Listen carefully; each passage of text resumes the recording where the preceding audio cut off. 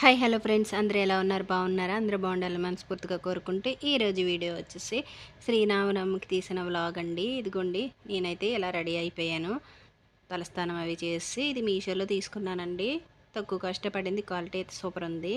ఇంకా fresh up అయిపోయిన తర్వాత గడపలకి పసుపు రాసి గంధము కుంకుమ బొట్లు పెట్టి ఇదిగోండి బియ్యం పిండితో ఇలా అయితే ముగ్గులు అయితే పెట్టేసి ఇంకా ఇవి ఉంటాయి కదండి, మెట్లకి కూడా పసుపు రాసి బొట్లు అయితే పెట్టేసాను.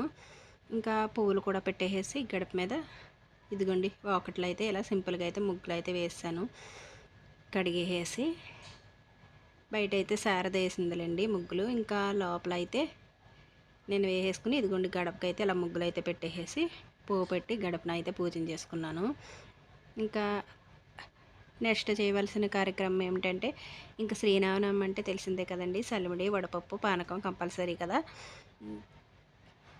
ఇంకా ఈ మూడు అయితే ప్రిపేర్ చేసేసుకున్నాను.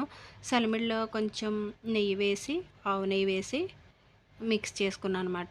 బెల్లం పొడి వేసి ఆవు నెయ్యి వేసి మిక్స్ చేయడం వల్ల సలిమిడి టేస్ట్ బాగుంటుంది. ఇంకా దేవుడికి నైవేద్యం కాబట్టి ఆవు నెయ్యి వేసి పెట్టడం శ్రేష్టం అన్నమాట. ఇంకా చేసేసి వడపప్పు కూడా ప్రిపేర్ చేసుకుని పానకం కూడా సొంటి పొడి వేస్తే టేస్ట్ భలే ఉంటుందండి. పానకంలో ఎప్పుడైనా పానకం చేయాలి అనుకుంటే ట్రై చేయండి ఒకసారి. సొంటి మిరియాలు యాలకుల పొడి వేసి ఇంకా అయిపోయిన తర్వాత ఇదిగోండి పూజ అయితే ప్రశాంతంగా చేసేసుకున్నాను. ఇంకా దేవుడికి హారతి అయితే ఇచ్చేస్తున్నాను. ఇక్కడ మన యూట్యూబ్ ఫ్యామిలీ అందరూ ఆయురారోగ్యాలతో హ్యాపీగా ఎప్పుడూ హ్యాపీగా ఆనందంగా ఉండాలని మనస్ఫూర్తిగా కోరుకుని, అలాగే మేము కూడా హ్యాపీగా ఉండాలి, మా ఫ్యామిలీ కూడా మనస్ఫూర్తిగా కోరుకుని ఇదిగోండి మీకు కూడా హారతి ఇచ్చేస్తున్నాను ఇక్కడ. ఇంకా హారతి ఇచ్చిన తర్వాత చేయవలసిన పనులు ఏంటో తెలుసు కదండి. ఇంకా ఆ పనులు కూడా చేసి ఇంకా దేవునికి మొక్కేసుకుని దేవుడి దగ్గర ప్రసాదం అయితే తినేసామండి. చిన్నప్పుడు అమ్మమ్మ వాళ్ళ ఇంటి దగ్గర పానకం అయితే భలే తాగేవాళ్ళమండి. బాగా చేసేవారు కళ్యాణం. ఇంకా కళ్యాణం అయ్యేంత వరకు అక్కడ కూర్చుని పానకం తాగుతూ భలే ఎంజాయ్ చేసేవాళ్ళం. ఇప్పుడు ఆ డేస్ రావాలండి. ఇంకా లంచ్లోకి అయితే ఇదిగోండి ఇంకా ఒక పక్క రైస్ పెట్టేసి మామిడికాయ తురిమేసుకున్నాను కదా, మామిడికాయ పులిహోర అయితే చేశాను. ఉగాది వెళ్ళాక ఇదే చేయడం అండి, మామిడికాయ పులిహోర.